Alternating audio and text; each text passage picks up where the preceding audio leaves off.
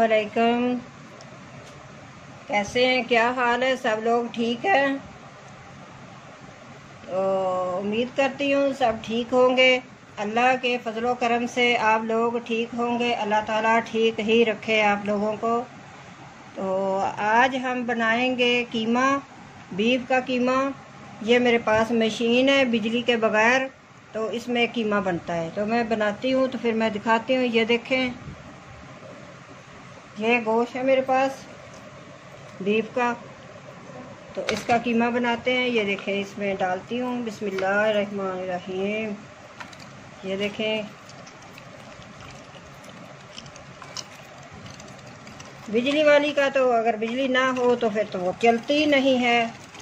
ये चलती रहती है ऐसे, जब बना लो मर्ज़ी चाहे बना लो, जिस वक्त बना लो। हाथ वाली मशीन है, अच्छी रहती है। धोया हुआ गोश्त है, साफ़ सुथरा, तो घर में बंदा बना लेता है।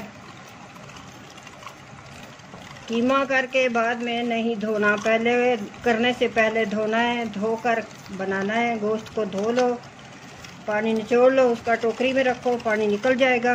उसके बाद कीमा बन जाता है, बड़ा मज़ेदार बनता है। अच्छा, कबाब बनाएं, कोफ्ते बनाएं, जो मर्ज़ी करें, बहुत अच्छा बनता है, मज़े का।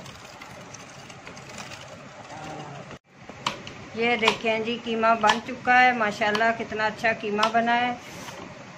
ये काफ़ी अच्छा कीमा है, घर में बनाया है मैंने, बिजली के बगैर। ये मशीन है, हाथ वाली है, इससे बन जाता है, बहुत अच्छा बनता है। तो 2 किलो ये गोश्त है, तो फ़ौरन बन गया, 2 मिनट लगे हैं, फटाफट बन गया ये कीमा। तो आप भी बनाइए, घर में बनाइए, बहुत अच्छा बनता है। साफ़ सुथरा गोश्त धोकर बनाइए। बाद में कीमा ना धोइएगा, फिर पानी नहीं निकलता बीच में से, और वो जायका भी नहीं रहता उसका कीमे का। Thank you.